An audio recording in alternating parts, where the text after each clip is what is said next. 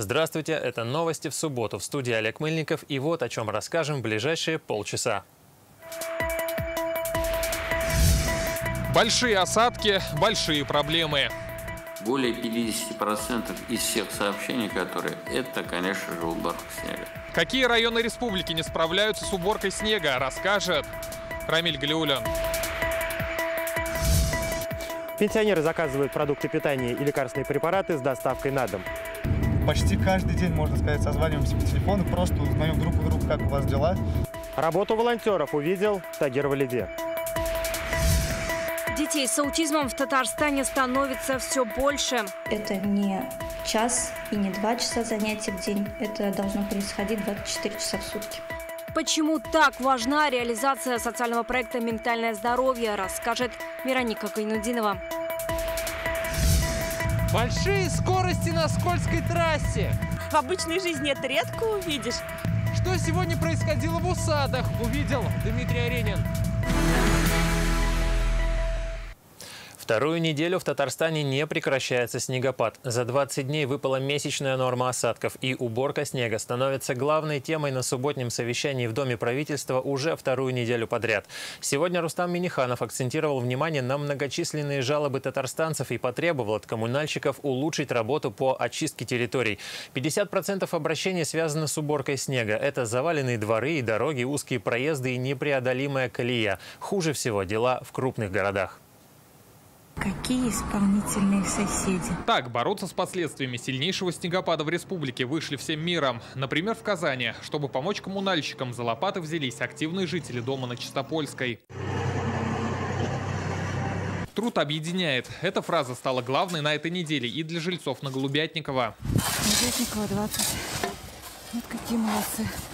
Видео, как татарстанцы сами убирают дворы, появлялись в соцсетях чуть ли не ежедневно. Атлантический циклон оставил после себя тонны снега, но убирали его не везде. Остаются неочищенными как магистрали, так и дворы. Как следствие, жалобы от жителей. Как отметили в Доме правительства, их количество за неделю возросло в 5 раз. Каждая вторая по уборке снега. Рустам Минниханов обозначил масштаб проблемы. Снегопады привели к ухудшению качества содержания дорог, как на магистралях, так и на населенных пунктах.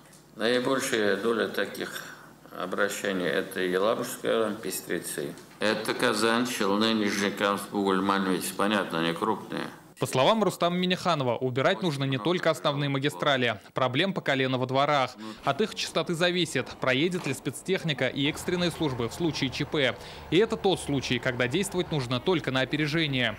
Там, где проблема стоит особенно остро, на борьбу со стихией задействовать дополнительную технику, поручил президент. Особенно школьные маршруты, обеспечение проезда для спецтехники, коммунальной техники, особенно для служб МЧС, для санитарного транспорта. Эти вопросы должны быть на контроле. Прошу коллег на местах, руководителей муниципалитетов, но и Минтранс, потому что по дорогам, конечно, задействовать, может быть, при необходимости ту технику, которая есть у наших дорожников, как-то их тоже привлекать. В любом случае, мобилизовывать технику. По словам синоптиков, весь январь республика находится во власти обширного циклона. Выпало почти 50 миллиметров осадков. Это уже месячная норма. Бороться с последствиями стихии продолжают и днем, и ночью. Так, только в Казани за минувшие сутки с улиц города вывезли почти 18 тысяч тонн снега. Сегодня на уборку вышли 500 человек и 400 единиц спецтехники. Неделя, несмотря на холод, выдалась жаркой, говорят дорожники. КамАЗов 10, наверное, вывезли сегодня. Вот отсюда только. Это много? Для нас много. Конечно, не считая того, что плавилки не успевать принимать. Работы не останавливаются по всему городу, но с задачей справляются не везде, говорят жители. Как пешеходу, наверное, на троечку. Везде ходить не очень удобно, что во дворах, что не во дворах. Местами нормально, местами ненормально. Они, наверное, не успевают. Город большой, объемный. По прогнозу синоптиков, в ближайшие сутки в республике вновь ожидается сильный снег и метель. МЧС уже разослала предупреждение о непогоде, а потому дорожников ждет очередная проверка на прочность. Рамиль Галиуллин, Алмаз Зейдинов, ТНВ, Казань.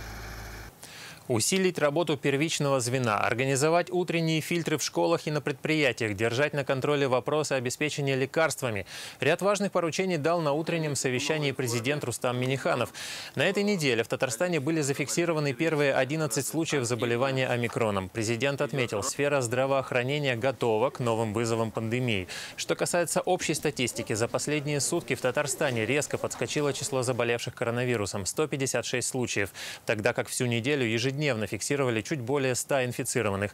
Несмотря на всплеск, число госпитализаций больше не стало, отметил Рустам Минниханов. Сейчас в республике есть запас коек, и если понадобится, их могут увеличить в 3 раза. Нам надо серьезно усилить первичное звено, потому что лечение должно быть под контролем врача, и никаких там самодеятельности не должно быть. Какие лекарства, как. Поэтому первичное звено нам надо усиливать. Резерв коек при необходимости мы можем в 3 раза увеличить. Необходимый запас оборудования, медикаментов, все эти вопросы на контроле. Поэтому, Марат Наилович, будем работать. В Татарстане возобновляет работу волонтерский штаб «Мы вместе». В связи с приходом омикрона добровольцы призывают включиться в их ряды, и уже сейчас много заявок от пожилых. В начале недели премьер Михаил Мишустин рекомендовал уйти им на самоизоляцию. Нужны добровольцы для доставки продуктов и автоволонтеры. Сегодня Тагир Валиди присоединился к тем, кому не все равно. Поступила новая заявка. Бабушка живет в Новосавиновском районе. Адрес я вам дам. Нужно позвонить ей, уточнить, какой перечень продуктов ей нужно купить. С раннего утра в волонтерском центре «Мы вместе» кипит работа. Заявки поступают со всего города. Обычно это просьба пожилых привезти лекарства или купить продукты. Алло, здравствуйте, Зинаида Дмитриевна. Это волонтеры. Вчера с вами связывались. Я к вам вот сейчас буду выезжать. Хотел бы уточнить, какие продукты вам сразу заехать купить. Добровольцы помогают всем – многодетным семьям, людям в сложной жизненной ситуации, маломобильным и пожилым. Именно они чаще всего заказывают доставку еды и лекарств на дом, чтобы минимизировать социальные контакты. Учитывая, что особо заразный штамм омикрон уже в Татарстане, добровольцы во всеоружии. 5-я волна у нас отличается от предыдущих 4. До этого мы активный уклон и активную работу вели именно в больницах Республики Татарстан, занимались лекарственными препаратами и продуктами первой необходимости. То есть сейчас наш уклон переключается больше уже на государственные аптеки и, конечно же, поликлиники, на первичное звено.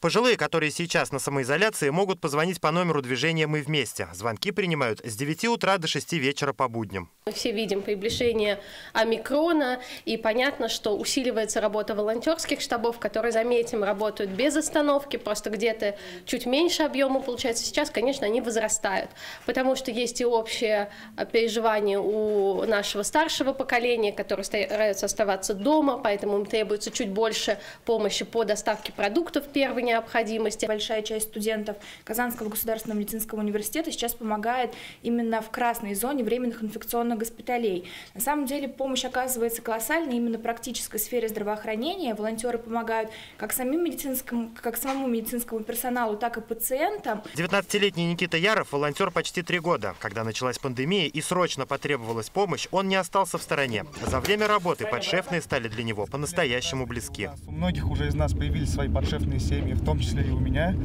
У меня есть свой подшефный пенсионер. Его зовут Рафаэль Хабибулович. Мы с ним почти каждый день, можно сказать, созваниваемся по телефону, просто узнаем друг у друга, как у вас дела.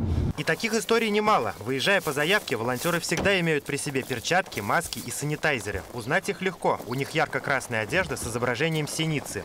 Единственной птицы, которая прилетает тогда, когда остальные улетают. Волонтерский центр ежедневно принимает до 70 заявок. В основном это обращения, касающиеся поставки медикаментов. Но есть и те, кто заказывает продукты питания на дом. В основном это хлеб, молоко, сладости, масло и другие социально значимые продукты питания. Добровольцы оставляют у дверей или вешают на ручку пакеты, по телефону сообщают, что продукты на месте, и не уходят, пока не убедятся, что покупки забрали. В самый пик пандемии волонтеров было почти 7 тысяч. Сейчас у студентов сессия, поэтому свободных рук не хватает.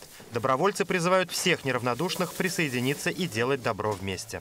Тагир Валиди, Вадим Илларионов, ТНВ, Казань.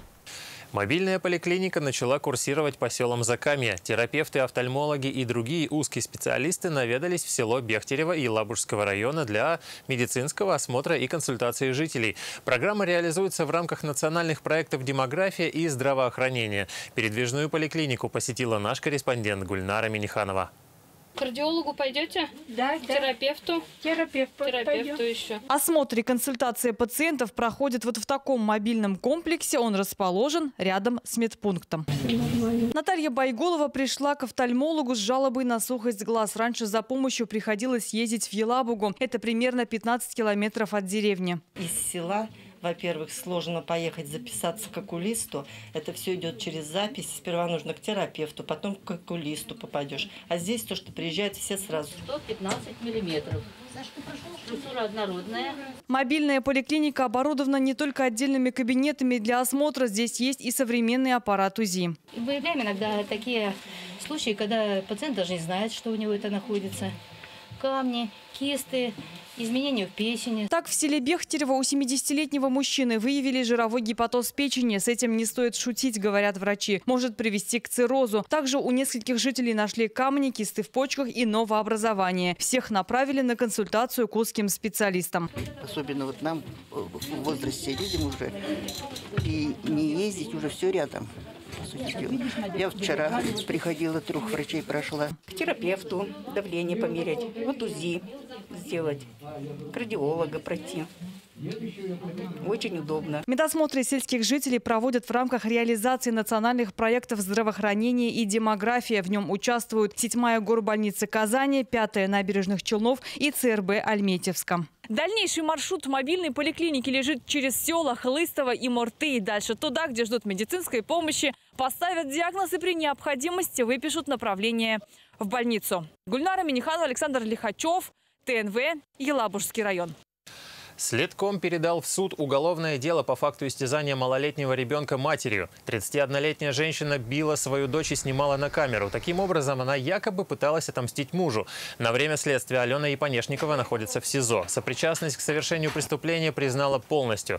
Ребенка изъяли, она под присмотром медработников. Следователи сообщают, собрали достаточно доказательств, в связи с чем уголовное дело с утвержденным обвинительным заключением направлено в суд. Детей с аутизмом в Татарстане становится все больше. Сейчас на официальном учете стоят 870, а всего 2 года назад было на 200 детей меньше. И такая тенденция по всей стране. В России началась реализация социального проекта «Ментальное здоровье». Он предусматривает помощь людям с расстройством аутического спектра, синдромом Дауна и другими нарушениями развития. На этой неделе стало известно, что в Татарстане создадут рабочую группу для реализации этого проекта в республике. Что я делаю? Я стучу, здорово. Для 10-летнего Эльдана такие занятия просто необходимы. Его мама Лилия Мухаммедшина выучилась на логопеда-дефектолога, чтобы заниматься с сыном самостоятельно. Диагноз – расстройство аутистического спектра. Раз ее сыну поставили в 4 года. Хотя подозрения, что с мальчиком что-то не так, появились раньше. 2 года мы заволновались, что наш ребенок не разговаривает. Перестал обращать на нас внимание, смотреть в глаза, пропал указательный жест и вообще пропали первые слова, которые у него уже были.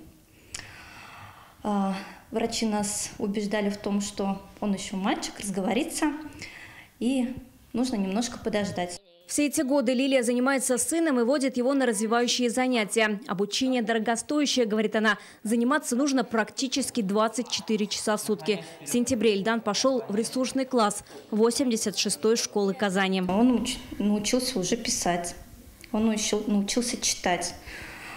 Есть динамика в математике. И даже на физкультуре он уже участвует намного активнее, чем было это ранее.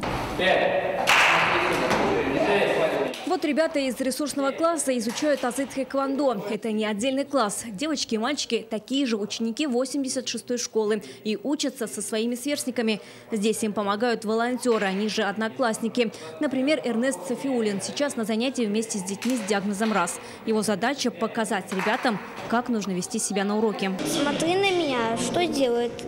И это надо сделать. Потому что им надо помогать в учебе. В учебе еще в чем? в жизни. Перед тем, как ребята придут на общие уроки, проходят адаптацию в этих добрых классах. Основная цель – создать такие условия, чтобы ребенок с особенностями смог включиться в жизнь школы в своем темпе. Внедряет такую модель общественная организация «Просто другие». Они выиграли деньги в фонде президентских грантов. Здесь нужно работать и над толерантностью, ведь здесь мы внедряем этих детей в общество. Нужно еще прорабатывать и общество. Нельзя так с бухты-барахты раз и открыть класс. Он не принесет успеха, это будет провал. Поэтому и в 86-й школе к открытию ресурсного класса готовились заранее. Школьникам рассказывали о детях с аутизмом, проводили совместные мероприятия. Сейчас в Казани всего 5 школ, где работают по модели ресурсный класс. А необходимо таких школ не просто несколько, а десятки. 86-й ресурсный класс открылся в сентябре. Сегодня здесь обучаются 13 детей с диагнозом РАС. Принять больше просто не могут. Очереди расписаны на несколько лет вперед. Мы понимаем, что эти дети обучаются по адаптированной образовательной программе, где предусмотрено, что может быть пролонгация какого-либо года в начальной школе. Может, это после 1 класса. Соответственно, после проведения анализа, насколько они готовы переходить в другой класс, только после этого мы можем уже решить, сколько детей мы можем принимать на следующий учебный год. Такие ресурсные классы необходимы как минимум в 3 школах каждого района Казани, говорят в организации «Просто другие». Они нужны в детских садах. Таких групп всего 3 на весь город. Остро стоит и проблема раннего выявления диагноза. Теряются и мамы, которым сообщают о заболевании. Мама слышит, ей сообщают: у вас расстройство аутического спектра. Куда мне идти? Хотелось бы центр, в который мама пришла и получила там весь спектр услуг.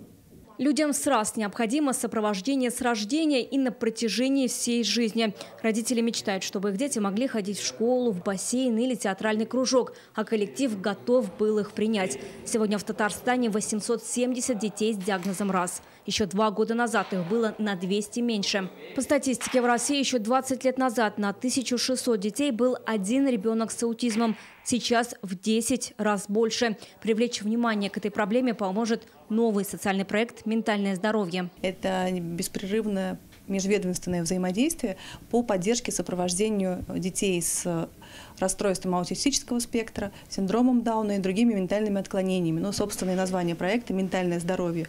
Потому что, к сожалению, очень часто родители не знают, куда идти, что делать. И раннее выявление имеет огромное значение для качества всей дальнейшей жизни таких детей. Рабочая группа проекта заработает в феврале. В дорожную карту уже вошли создание системы раннего выявления детей с диагнозом РАС, формирование реестра таких людей, оказание им социальных услуг. Вероника Гайнудинова, Данил Филатов, ТНВ, Казань. Ледовый дворец в Набережных Челнах на этой неделе закрыли на ремонт. Еще в 2019 году МЧС выявила в здании нарушение требований пожарной безопасности. Тогда обнаружили проблемы с системами пожаротушения и дымотвода. Неделю назад сотрудники МЧС провели контрольную проверку, и оказалось, за 3 года ничего не изменилось. Комиссия сделала заключение: объект опасен для людей. Постановлением суда здание закрыли на ремонт. На эти цели из городского бюджета выделено 72 миллиона рублей. Сроки работ еще не определены. В Ледовом дворце хоккеем и фигурным катанием занимаются 600 детей. Юные спортсмены теперь будут ходить и в другие спортшколы города, в том числе во дворец КамАЗ и комплекс в Зябе. Безопасность и зрителей, и спортсменов прежде всего. На этом мы никогда не экономили, экономить не будем. Здоровье и жизнь людей для нас в приоритете. Смета на 72 миллиона рублей. Готовьте. Нужна современная система пожаротушения, дымоудаления. Все, что было сделано, еще раз говорю, это уже вчерашний день. Почти 6,5 миллиардов рублей выделено на капремонт 769 многоквартирных домов. Об этом сообщили в Минстрое Татарстана. Сейчас фонд ЖКХ организует работу по проверке документов и подготовке к торгам. В этом году отремонтируют 66 школ. По нацпроекту «Демография» построят детский сад в Казани. Жилье получат 600 сирот. Сейчас из 44 республиканских программ утверждены 22. Остальные согласуют до марта. Не сформированной остается программа капремонта школьных пищеблоков. На это обращают внимание прежде всего глав Нижнекамска, Альметьевска, Набережных Челнов, Лениногорска и еще ряда районов республики. По 3 программам, которые у нас не утверждены, отдельно хотел бы обратить внимание, уважаемые коллеги, это по программе капитального ремонта пищеблоков. необходимо со стороны муниципальных образований подготовить все дефектные ведомости и перечень оборудования. То есть каждый пищеблок, он требует индивидуального подхода. В прошлом году Татарстан смог увеличить экспорт сельхозпродукции за пределы республики. По национальным проектам «Малое и среднее предпринимательство» и «Международная кооперация и экспорт» фермеры и кооперативы получили 345 миллионов рублей господдержки. Помощь оказывают по 3 направлениям: гранты агростартап, субсидии сельхозкооперативам и софинансирование затрат. В этом году сумма господдержки будет увеличена до 372 миллионов рублей. Суровое и захватывающее зрелище сегодня развернулось в Высокогорском районе. На автодроме в Усадах стартовал 2-й этап всероссийских ледовых гонок. В этом году организаторы изменили конфигурацию трассы и появились заезды для юных пилотов. Как гонщики противостояли своим конкурентам и морозной снежной погоде, увидел Дмитрий Аринин. Весело, я бы сказал. Не то, чтобы сложно, надо приноровиться, и будет весело. 17-летний гонщик Степан Ануфриев уже соревнуется наравне со взрослыми пилотами. За рулем с 11 лет и рад, что сегодня пришел к финишу 2-м. Как говорит, результат мог быть лучше, если бы не погода. Было бы лучше, если было бы какое-нибудь солнце, потому что снег, пурга, плохая видимость просто. А так, в целом, приспосабливаемся ко всему. На зимней трассе в Татарстане заезды юниоров устроили впервые. Начинающие пилоты смогут поучиться у опытных гонщиков. На соревнования приехали 50 участников из разных городов страны и зарубежья. Ледовые гонки очень сложные, хотя бы потому, что ты видишь поворот, но тебе нужно поворачивать за 20-30 метров до него, чтобы попасть. И это как-то психологически тяжело перестроиться, что ты не поворачиваешь, и машина идет, а надо намного заранее все делать. Главная особенность этих гонок – это покрытие трассы. Как видите, это голый лед. Следуя мировой моде, в Усадах изменили конфигурацию трассы. Классический трек приобрел изогнутые формы. У автоспорта тоже есть нюансы какой-то моды, когда переваливают то в одну, то в другую сторону. Вот сейчас волна такая, больше интереса к ледовым гонкам. Очень сложная конфигурация. Возможно, что борьба за лидерство в заезде обострится. Среди именитых гонщиков борьба развернулась между татарстанцами Раисом Минихановым и Олегом Жаворонковым. В скорости и мастерстве соревновались и механики. Между заездами на подготовку машин отводилось лишь 10 минут. Ключевого как такового нет, но нужно смотреть на машину в общем. Есть трансмиссия, есть ходовая часть, есть двигатель. То есть нет таких отдельных элементов, которые могут работать сами по себе.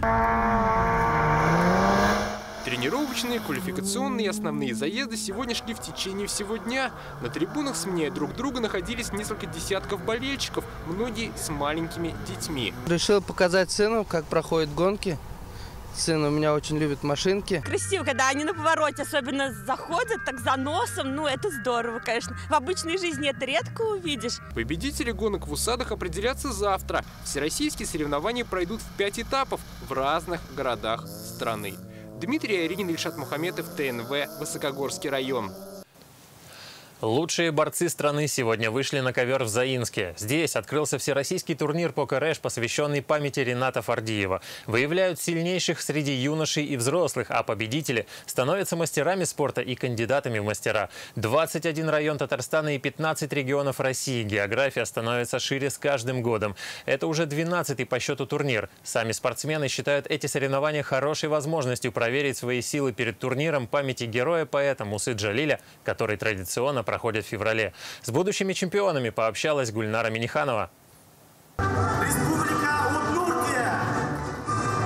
Ульяновская область. 250 борцов из разных регионов страны встретились на арене Ледового дворца Заинска. Это один из престижнейших турниров, который посвящен памяти бывшего главы Рената Фардиева. Сам любил спорт, подтянул и свой район.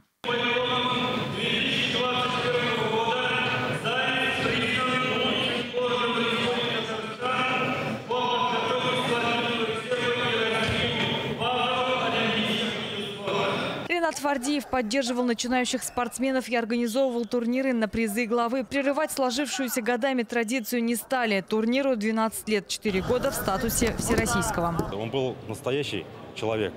Он ходил по земле, он знал все, и народ его за это уважал. И всем он помогал. И вот он задал вектор, именно развития спорта. Спорт развивается.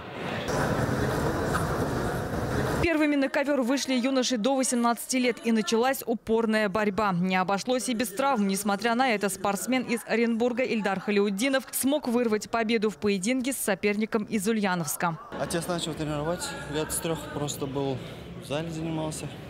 6 лет уже начали профессионально кураж заниматься в Оренбурге. Потихоньку развивается у нас борьба. Скоро вот федерацию будем открывать. В успех подрастающего поколения борцов огромный вклад вносят наставники. Сегодня чествуют заслуженных тренеров и ветеранов спорта. В данный момент я уже 12 лет сейчас не борюсь.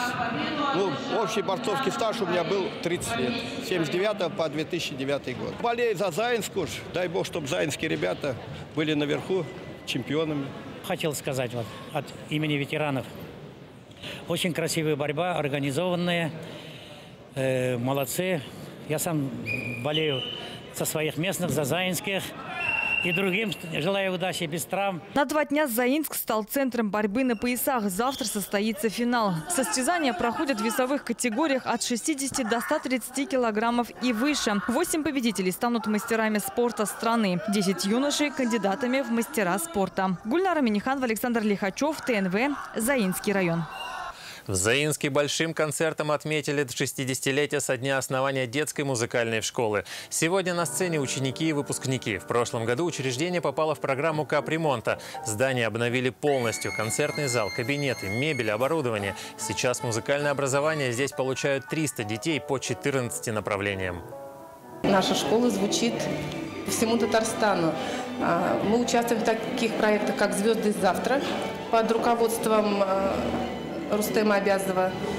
Наши дети принимают участие в мастер-классах известных музыкантов России. Я очень благодарна музыкальной школе за то, что она дала мне базу музыкальную, за то, что дала крылья, чтобы взлететь высоко. Благодарю своих учителей, благодарю директоров. И в конце выпуска покажем забавные кадры. Это видео сняли в деревне Ибраево в Башкортостане. В гости к сельчанам пришел олень. На кадрах видно, как он не спеша выходит из частного подворья и с достоинством шагает по улице. Ведет себя совершенно спокойно. Люди даже угощают благородное животное. Говорят, олень в этой деревне частый гость. Повезло. Жизнь заставляет жизнь. Так заканчивается эта неделя. Интернет-версию итогов прошедших 6 дней читайте на сайте газеты «Реальное время». Еще больше новостей в наших соцсетях ВКонтакте и Инстаграм. До встречи!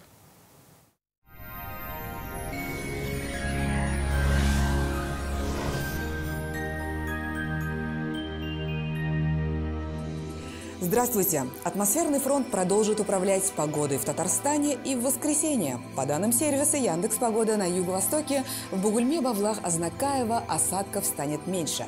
Температура на средних значениях около 10 мороза. В Нижнекамске, Набережных Челнах, Елабуге облачно, ночью местами сильный снег.